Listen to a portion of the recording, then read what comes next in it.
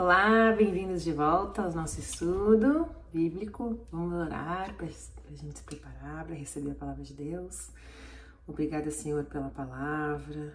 Obrigada, Senhor, por ter deixado esse manual de vida para nos ajudar nas nossas escolhas, para nos dar sabedoria, nos ajuda a compreender a Tua palavra. Em nome de Jesus. Amém. Bom, então hoje nós vamos estudar o capítulo 39 de Gênesis, dando seguimento à história de José. Lembram? José é filho de Jacó, é um dos filhos de Jacó. Jacó é a mesma pessoa que Israel. E José foi o primeiro filho de Israel com Raquel. Ele era o filho preferido, ele era tratado de uma forma diferente pelo pai, isso causou muito problema com os irmãos. E eventualmente José foi vendido pelos irmãos. Assim terminamos o capítulo 37. Aí no capítulo 38 nós conversamos sobre Judá, o irmão de José, e agora voltamos para a história de José. E aí eu tava pensando nos vídeos anteriores a gente falava sobre as profecias de Israel, sobre o presente e o futuro. E eu fiquei pensando que eu não quero que esse e os demais capítulos que a gente vai ver, eles pareçam ter um contraste em termos de relevância com o que a gente viu sobre Israel, porque Israel, a gente conversou sobre as profecias referentes à nação de Israel, elas estão realmente acontecendo no nosso momento, mas isso não significa que as demais histórias da Bíblia, elas não sejam igualmente atuais e importantes. E nesse sentido, eu achei muito interessante, né? A primeira carta que Paulo escreve aos Coríntios ali, no capítulo 10, verso 11, né? Ele diz que as histórias da Bíblia, e aí ele faz um pequeno resumo de várias coisas que aconteceram. Ele diz que essas coisas que aconteceram, que estão traduzidas aqui na palavra de Deus, na Bíblia, elas serviram, muitas dessas coisas, como exemplo para aquelas pessoas que vivenciaram aquelas histórias, mas também para nós, né? As histórias que a gente lê na Bíblia, elas trazem advertência e ensinamentos para nós atuais, que a gente tem como aplicar e deve aplicar nas nossas vidas hoje. Por isso eu digo e repito, né, que a Bíblia não é de forma alguma um livro antigo, ela é um livro eterno, né, que nos ensina a viver. Eu acho muito bonito o Salmo 119, ele diz assim, que a tua palavra é lâmpada para os meus pés e luz para o meu caminho. E então a gente ler a Bíblia significa a gente adquirir sabedoria do alto para nos guiar nas nossas escolhas. E nesse sentido, a história de José, ela tem muito, muito, muito a nos ensinar, né? Um dos ensinamentos que a gente pode tirar das histórias de José é sobre as provações e tentações que José vai enfrentar e que nós igualmente enfrentamos na nossa vida, né? As provações e tentações fazem parte da caminhada de todos nós. E José é um exemplo de uma pessoa que passou por essas provações e por essas tentações de uma forma exemplar. Então, estudar a história de José é estudar como a gente deve agir diante de uma provação, diante de uma tentação quando surgem nas nossas vidas. Então, antes da gente ler o capítulo 38, vamos só fazer uma distinção entre provação e tentação. Então, a primeira diferença é em relação à origem, né? O que é uma aprovação? A aprovação, ela vem de Deus, é um teste que Deus apresenta na nossa vida. E uma tentação, o que é uma tentação? A origem, ela não é Deus, né? Ela é o diabo, ela é o mal. E qual é o objetivo da aprovação? Da aprovação de Deus? O objetivo é que a gente seja aprovado, que a gente tenha sucesso, que a gente passe no teste. E qual é o objetivo da tentação? O objetivo da tentação é que a gente seja reprovado, que a gente caia. Quais são os meios, né, pelos quais elas se dão nas nossas vidas? Então, a provação, ela aparece revestida de uma doença na gente ou num familiar, numa tragédia, numa dificuldade financeira, uma traição, um abandono. São testes, são provações, são momentos difíceis e que todos nós vamos viver, sempre. A vida é feita de momentos bons, de momentos calmos, de brisas, mas ela também apresenta furacões e tempestades. E Jesus garantiu que nós teríamos tribulações nessa vida. Então elas vão acontecer. E antes que a gente fique chateado com Deus, a gente não pode esquecer que no centro da nossa fé, lá no centro, no coração do cristianismo, a gente vê Deus numa cruz. Então Deus não está fora do sofrimento olhando para nós. Ele sabe o que é sofrimento, ele sofreu também. Ele veio, ele veio como homem, ele passou por muitas provações, por muitas tentações, e talvez a mais difícil de todas elas, que foi morrer por outra pessoa, por nós, por mim, por ti.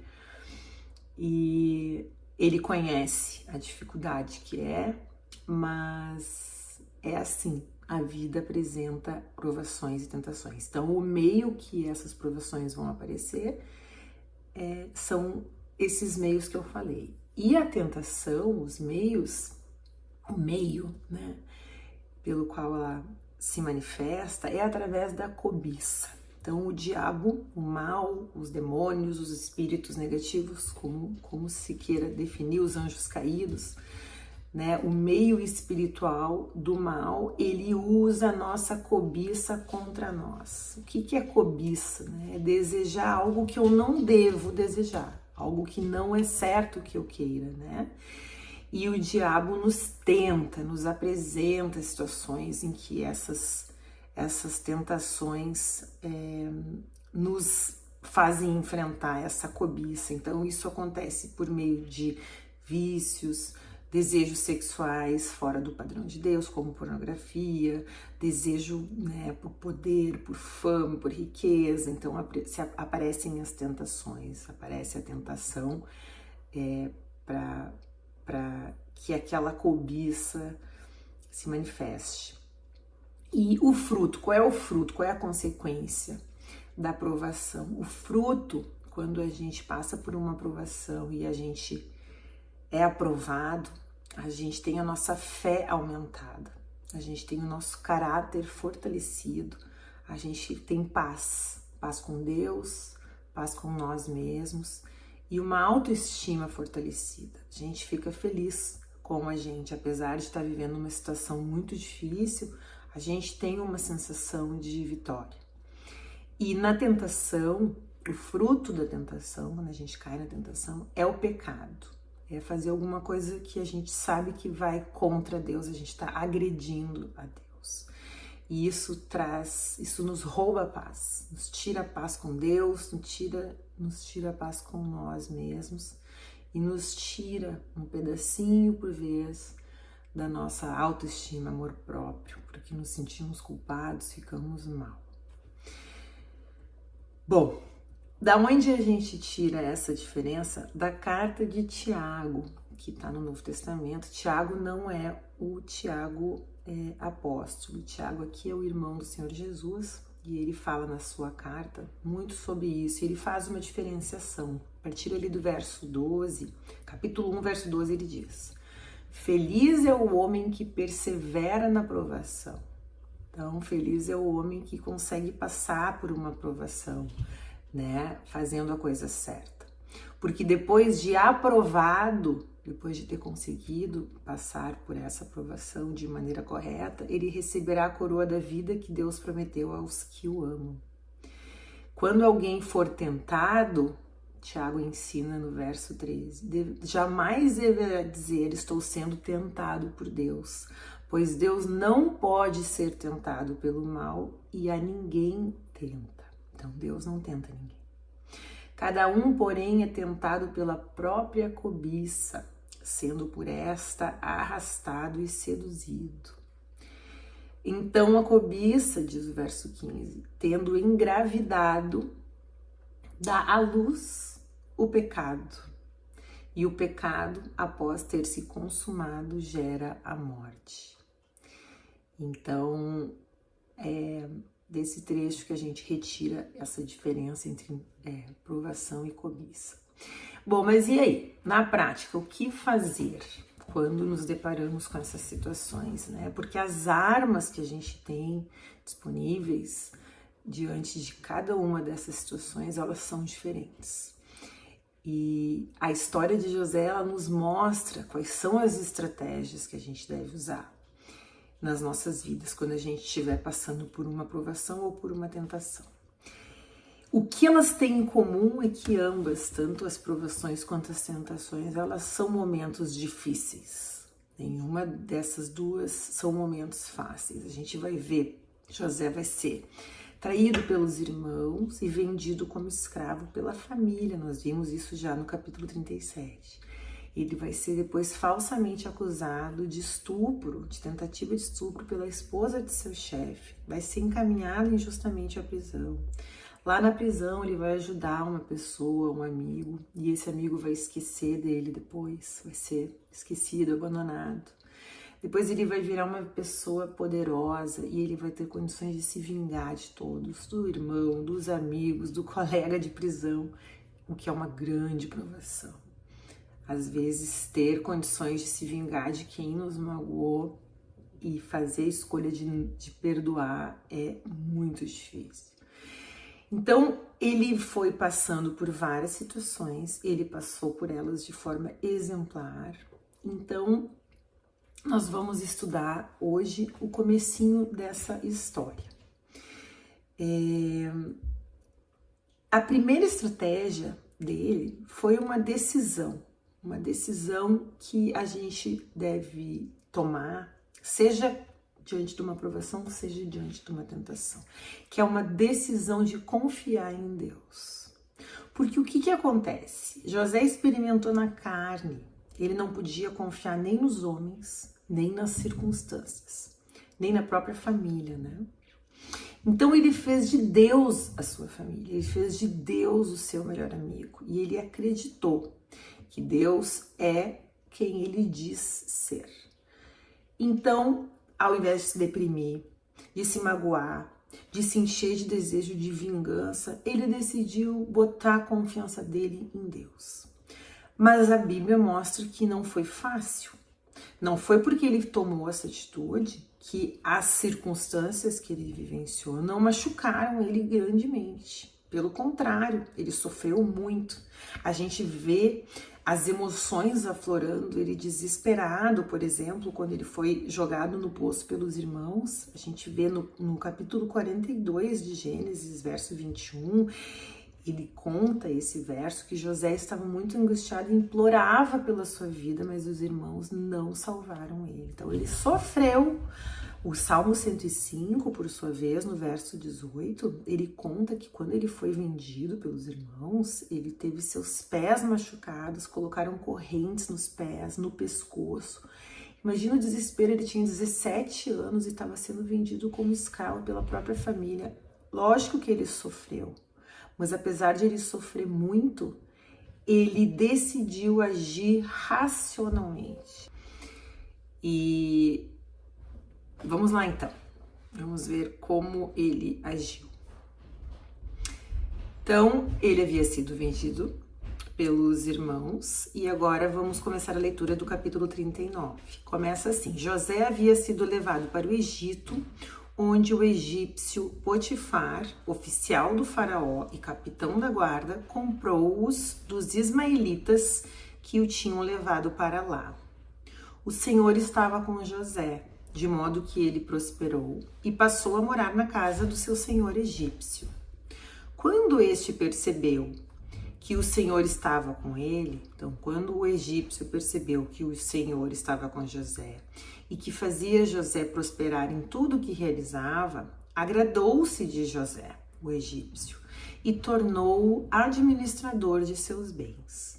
Potifar deixou a seu cuidado, a cuidado de José, a sua casa e lhe confiou tudo o que possuía.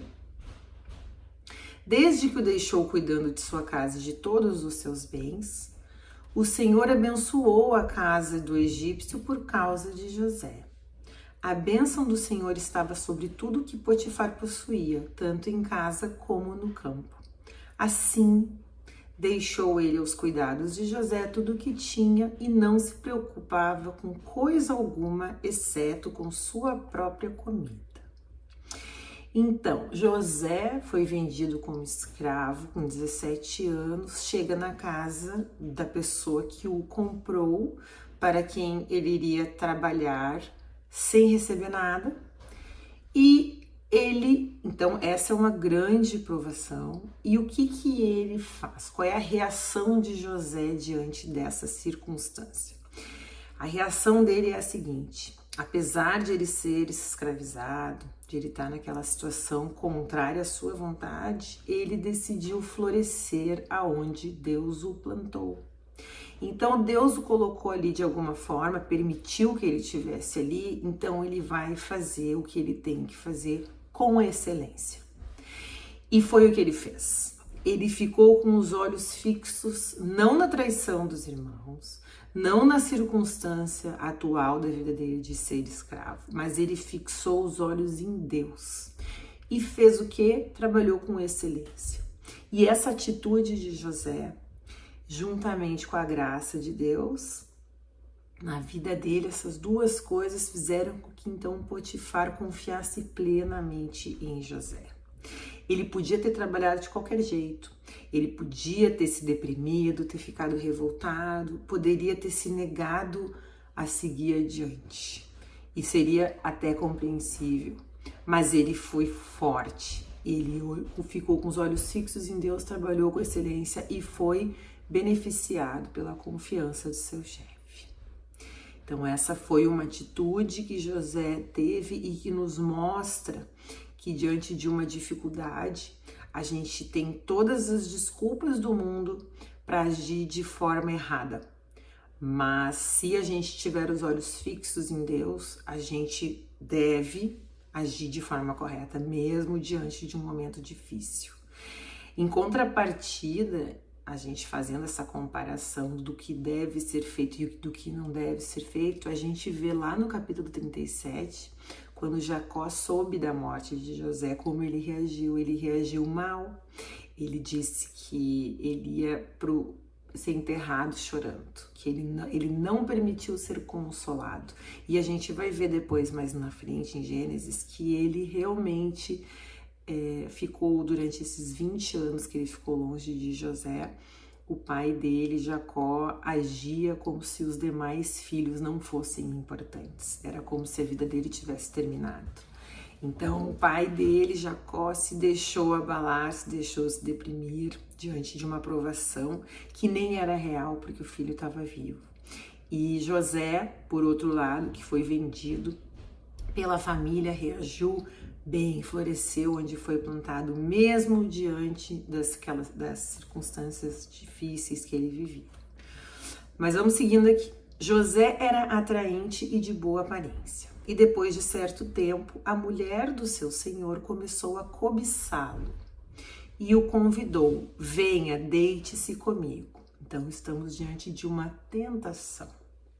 Ele tinha 17 anos, era um homem, tinha uma mulher tentando seduzi-lo e essa era uma tentação. Mas ele se recusou, ele disse não. E lhe disse: meu senhor não se preocupa com coisa alguma de sua casa e tudo o que tem deixou aos meus cuidados. Ninguém dessa casa está acima de mim. Ele nada me negou, a não ser a senhora, porque é a mulher dele. Como eu poderia então cometer algo tão perverso e pecar com Deus? Estamos vendo a atitude de José diante de uma tentação. Ele disse não com todas as letras. Ele não disse não, quem sabe, ele não deixou dúvidas da sua conduta, e é assim que deve ser.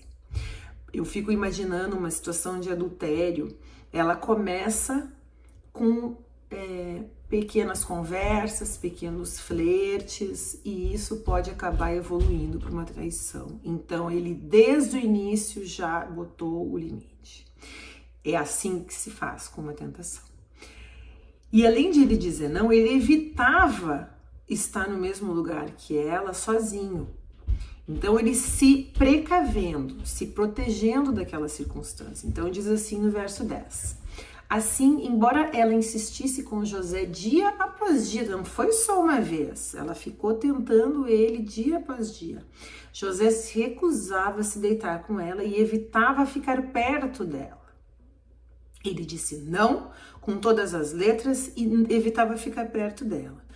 Por quê? Porque ele estava com olhos fixos em Deus.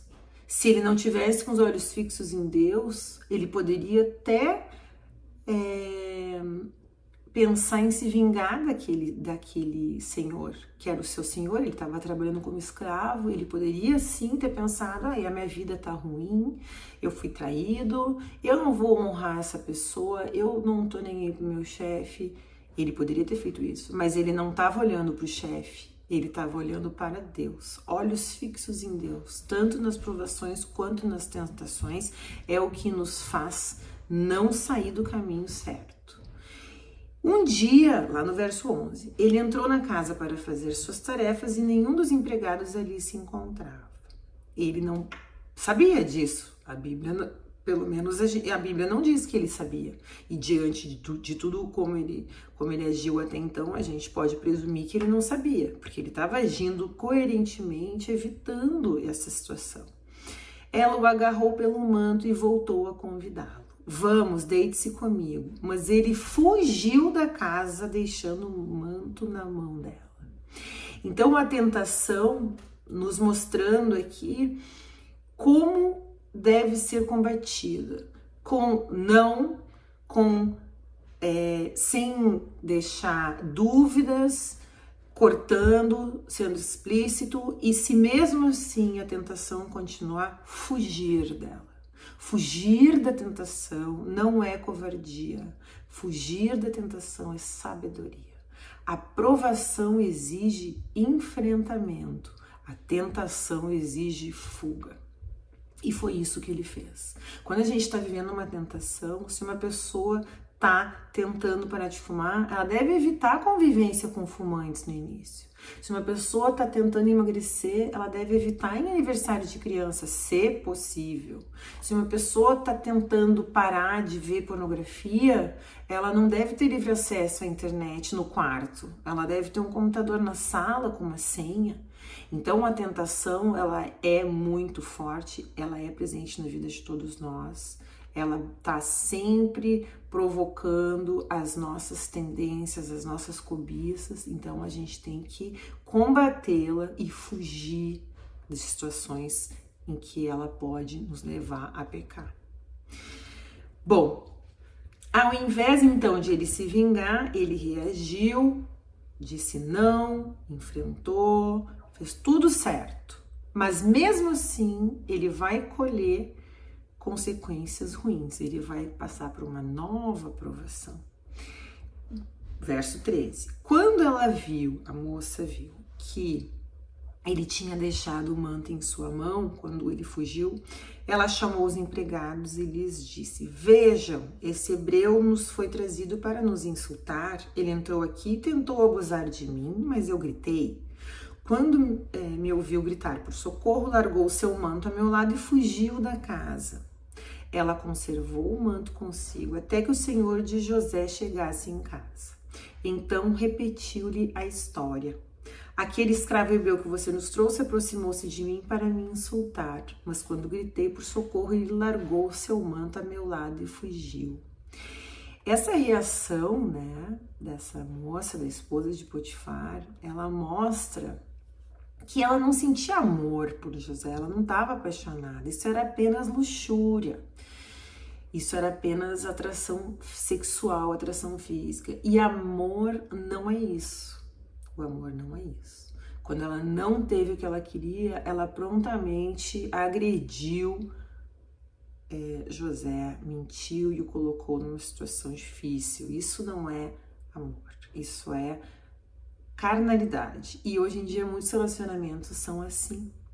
E as pessoas às vezes se confundem um pouco e acabam permanecendo em relacionamentos desse tipo, e esse tipo de relacionamento não é o tipo de relacionamento amoroso que Deus quer para todos nós, porque o amor verdadeiro ele é sacrificial. O amor verdadeiro, eu quero o bem do outro, mesmo que isso signifique que o outro não fique comigo.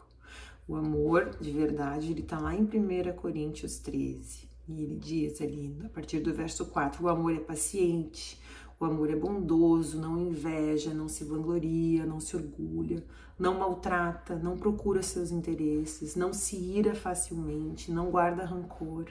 O amor não se alegra com a injustiça, mas se alegra com a verdade.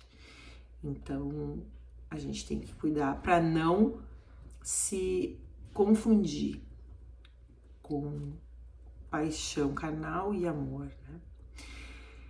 Então vamos seguir no verso 19. Quando o seu senhor ouviu que a sua mulher lhe disse, foi assim que o seu escravo me tratou, quando ela falou isso, ficou indignado. Mandou buscar José e lançou-o na prisão em que eram postos os prisioneiros do rei.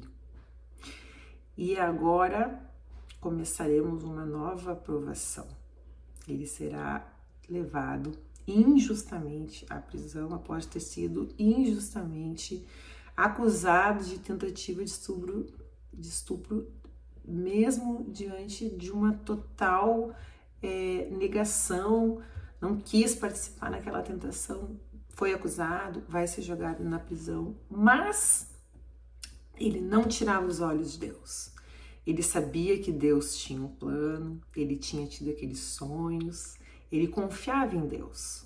Alguém ensinou ele era filho de Jacó, filho de Israel, neto de Isaac, bisneto de Abraão. Ele sabia que Deus era um Deus de promessas, um Deus de caráter, então ele confiava em Deus. Então José fica na prisão, verso 21, mas o Senhor estava com ele, porque ele tem um relacionamento com Deus. Ele olha para Deus, ele fala com Deus, Deus fala com a gente. A gente busca Deus, Deus está ali. Jesus diz, eu bato a porta, abre a porta, me convida para entrar que eu vou entrar. Ninguém que chamar Jesus, que chamar Deus, vai ser rejeitado. E ele convivia, ele tinha uma convivência com Deus. Então Deus estava com ele, tratava ele com bondade, e ele... Aí diz assim, no finalzinho do verso 21, mas o Senhor estava com ele e o tratou com bondade, concedendo-lhe a simpatia do carcereiro. Por isso o carcereiro encarregou José de todos os que estavam na prisão e ele se tornou responsável por tudo o que lá sucedia. O carcereiro não se preocupava com nada do que estava a cargo de José, porque o Senhor estava com José e lhe concedia bom êxito em tudo o que realizava. Então, mais uma vez, José trabalhou com excelência, floresceu onde ele foi plantado. Não importa quem era o chefe, não importa quem era, qual era a circunstância, ele ia fazer o melhor, porque ele não estava trabalhando nem para o carcereiro agora e nem antes para o Potifar, ele estava trabalhando para Deus. Então, por conta disso, Deus deu a ele o quê? Ele deu a graça das pessoas certas gostarem dele. Quando a gente está no caminho que Deus quer que a gente esteja, mesmo que a gente esteja vivendo situações difíceis, Deus faz com que as pessoas certas gostem da gente e nos abram portas. A gente não precisa mentir, não precisa puxar saco, Deus toca no coração das pessoas, e foi isso que aconteceu. Bom, esse foi o capítulo 39. Eu não vou passar para o próximo capítulo agora, mas essa história vai nos mostrando essa sequência de momentos difíceis, de reações de José, e são histórias que nos mostram como a gente deve agir diante dessas circunstâncias.